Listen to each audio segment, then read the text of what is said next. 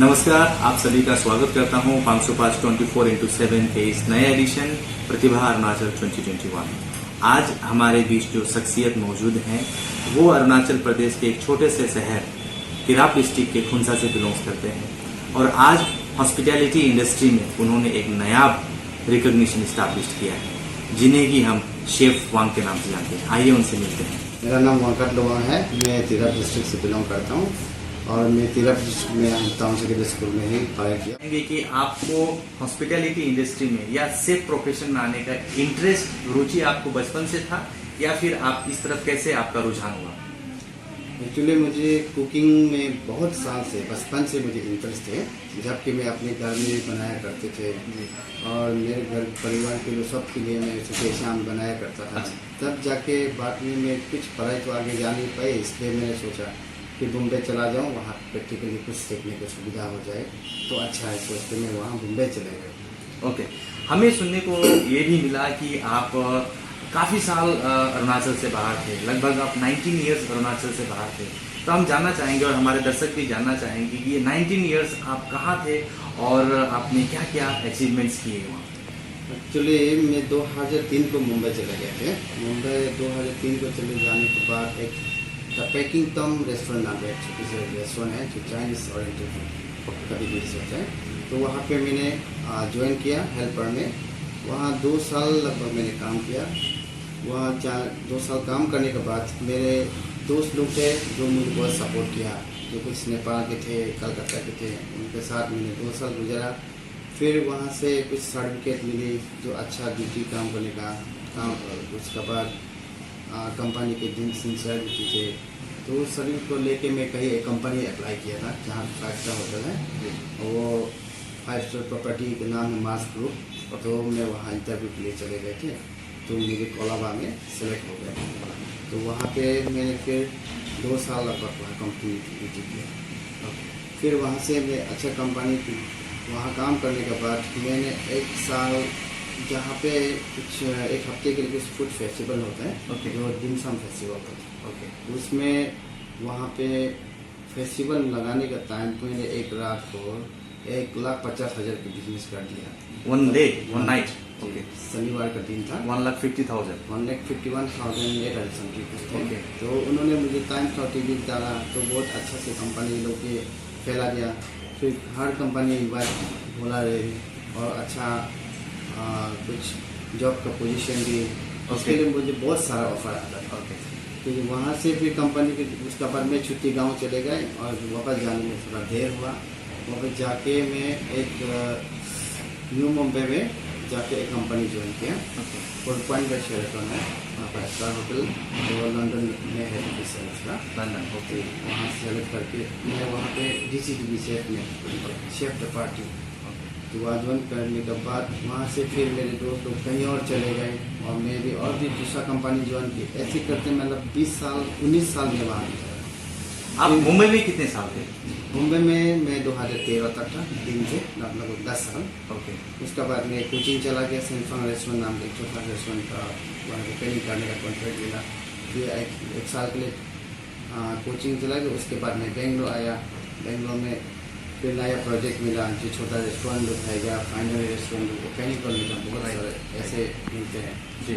तो वैसा कम करके ही मैंने बेंगलोर में 3 साल गुजरा। ओके, फिर उसके बाद 3 साल के बाद मैं मैंगलोर चला गया। वहाँ पे 5 स्टार एक है जो मोटी मैन होता है ना, जो लगभग 150 रूम है। हम लोग किचन में 52 स्टाफ कितने थे। ओके, वहाँ कंटिन्यू किया। उसके बाद मैं अपना बिजनेस स्टार्ट किया, वो दिल्ली पे वहाँ से नूडलिंग बाय शेफ वांग, ये जिसको हम लोग नूडलिंग के नाम से जानते हैं। तो सर, हम ये जानना चाहेंगे कि आपको जो स्टार्टअप दिल्ली में जो आपने किया 1 crore 80 lakh is a very huge investment, बहुत ही ज़्यादा इन्वेस्टमेंट। आपकी काबिलियत और आपकी स्किल पे भरोसा करके 1 करोड़ 80 लाख आपकी स्टार्टअप के लिए इन्वेस्टमेंट किया, ये बहुत ही बड़ी अचीवमेंट है। इसके बाद फिर आप दिल्ली से वापस अरुणाचल आ गए, उसके आगे सर? उसके आगे अरुणाचल आने से आगे तो मैं बीच में कभी मनाली 6 महीना, कभी देहरादून 3 महीना, नया रेस्टोरेंट बनाने कॉन्ट्रैक्ट बीच में तो बहुत सारे घुमा है। Okay. लगभग 40 के आसपास रेस्टोरेंट बना के दिए। ओके जिनको रेस्टोरेंट बनाने हैं तो उसको हर चीज़ का सेटअप के बारे में नहीं पता होते तो वो मुझे बुलाते थे। जी तो मैं महीना का कुछ रिक्वायरमेंट वगैरह सब कुछ कर देते थे। जी फिर फूड का रेसिपी चेंजेस कर देते हैं जी और जैसा रिक्वायरमेंट हर चीज़ को सेटअप भी हम करते हैं। तो उसके बाद बीच में हम ऐसे मनाली गया, कोचिंग गया, देहरादून और पूरा देश में घूमता रहा। जी लगभग 19 साल उसी में कट गया मेरा। ओके। उसके बाद तो मैं केरल और चल के आया हूँ ईटानगर डायरेक्ट आके मैं अपना रेस्टोरेंट सेटअप करने के बाद फिर उसको भी मैंने फिर मेरे पार्टनर के साथ, क्योंकि मेरे कमजोरी थे वहाँ से आने के बाद भी कुछ फाइनेंस का प्रॉब्लम हो रहा था। जी। तो पार्टनर मिला तो उन्होंने मुझे मदद किया तो उनके साथ काफ़ी साल चला। इसके बाद मैंने अपना अकेले में आप एक रेस्टोरेंट चला रहा था, ओके। मंगसा रेस्टोरेंट। मंगसा रेस्टोरेंट जानना चाहेंगे और डेफिनेटली हमारे दर्शक भी ये जानना चाहेंगे कि 19 साल जो आप अरुणाचल प्रदेश से बाहर थे, तो ये सेफ वांग तक की जो जर्नी है, इस जर्नी में आपने कौन कौन सी तकलीफें झेली, ये कितना चैलेंजिंग था आपके लिए? तो शुरू से ये तकलीफ है इस लाइन में। जब रेस्टोरेंट में जब काम करने जाएंगे तो हम लोगों को तो काफ़ी एक्स्ट्रा ही परेशानी होता है। वो जहाँ तक कि स्टाफ जो बोलने वाले होंगे, जो वहाँ के सीनियर लोग होगा, वो लोग तो हमें तंग तो करता ही है। जी फिर मेरे साथ भी मैं अकेले में था, मेरे साथ कुछ और भी थे 1-2 लड़का जो, लेकिन उन्होंने हार मान लिया और चले गए। मैंने बोला थोड़ा दिन और रुकते हैं। ओके वो लोग चले जाने के बाद वो लोग क्या है कि जितने काम है उससे डबल कराने का, वो भी बात की एक अलग तरीके से बात करना है। गालियाँ तो हमेशा वो तो इंडस्ट्री में हॉस्पिटैलिटी में दे ही रहा। चलो ठीक, उसमें यही सब तकलीफ उठाते थे। रहने का सुविधा ये कंपनी देते थे, जैसे तैसे एडजस्ट करना। जबकि बॉम्बे जैसे शहर में तो आपको एक रूम लेने से भी कम डिपॉजिट जो है बहुत सारे लेते हैं, तो पहले 20 साल के आगे चले, तो अब तक तो और ज़्यादा नहीं हो गया। ऐसे मेरा बहुत काफ़ी तकलीफ हुई बीच में। और जहाँ तक काम किया उसका तो हिसाब बराबर कोई कंपनी की तरफ से नहीं, बस जो साथ में काम करने वाले सीनियर जहाँ से कहाँ के लोग होते वो लोग बहुत ज़्यादा ही टॉर्चर करते। फिर भी आपने हार नहीं मानी? जी बिल्कुल, क्योंकि मुझे पता था कि उन लोगों के साथ कैसे रहने से उनका दिल जीत सकेगा। जी तो हम उनसे बहस करेंगे तो हमारा ही नुकसान जी। है। हमें तो सीखना उन लोगों से है, जी तो उन लोगों के साथ कैसा रहना वो हमें जानना जी। चाहिए। आदमी को जिससे बात करते हैं उसकी तरीका को हमें समझना है, तब जाके हम उनके साथ काफ़ी दिन थे। आज के समय में जो कि हमारे अरुणाचल के यूथ्स हैं, जो युवा पीढ़ी है, उनके लिए आप क्या मैसेज देना चाहेंगे? मैं सबसे मेरे तरफ से स्पेशली रिक्वेस्ट भी करना चाहूँगा जी। कि अपना अच्छे समय को बुरा ना करें। यस और देखिए, हम कुछ भी करने से पहले हमें खुद को एक भरोसा होना है जी कि जब बुरा कर रहे हैं तो वो खुद जानता ही है, जी तो अच्छा कर रहा है तो अच्छा होगा ये भी जानते हैं। उसको हमें चॉइस करना है अच्छी की ओर में, और अच्छे काम के लिए मेहनत करना पड़ेगा।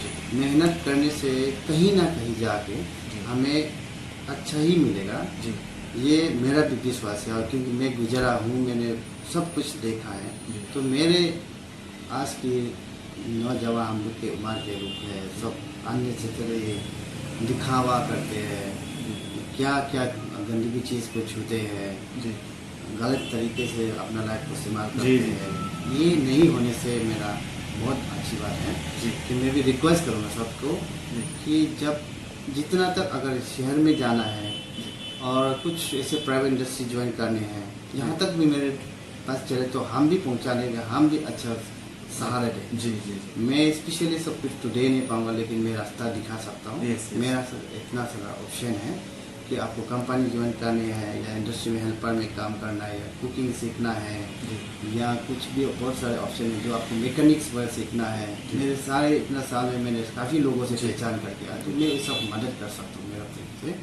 और ये जो गलत तरीके से यहाँ पे अपना वक्त बर्बाद कर, ये बहुत तकलीफें होते हैं जिनको देख के।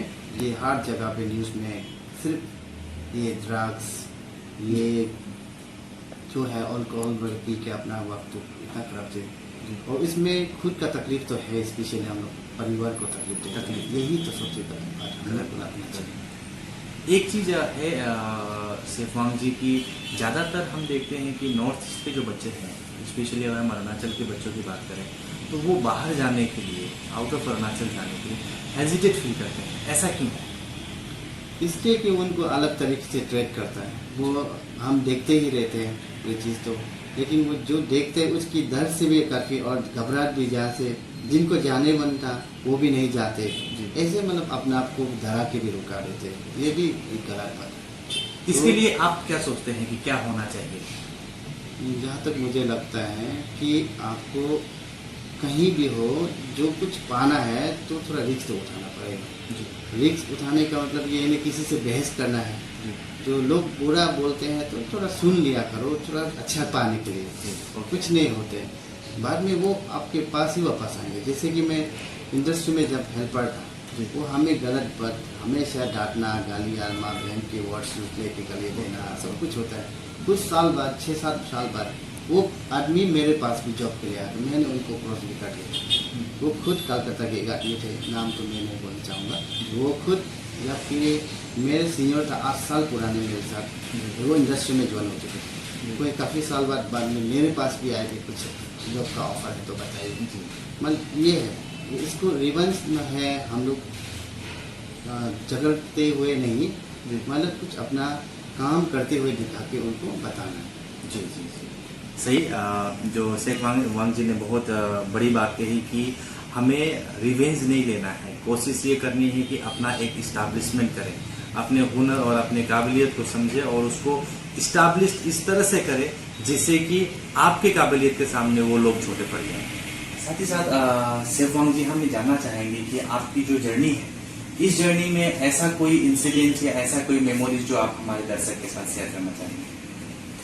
मेरा सबसे अच्छा दिन मेरे 19 साल की केस में, जब कर्नाटका में मैंने जो काम किया, उसमें कंपनी वालों ने मेरा हर जगह पे साइन बोर्ड डाली, न्यूज़पेपर में काफ़ी छापा और लोगों को अच्छा से इंट्रोड्यूस कराया। उसके बाद बीच में हम आए नागालैंड, जब CM सर का रिजॉर्ट को अपनी कॉन्ट्रैक्ट मिले, तो नागालैंड में भी ऐसा हर हफ्ते में न्यूज़पेपर में दिया उन्होंने और वेलकम भी बहुत अच्छा से किया। और उसके बाद जहाँ कि फिर मुंबई का एक सबसे जो टाइम्स नाउ टीवी को डाला था कि मैंने 1,50,000 की अधिक 300 फेस्टिवल में सेल कर दिया, जहाँ की मेरे सेक्शन में मैं अभी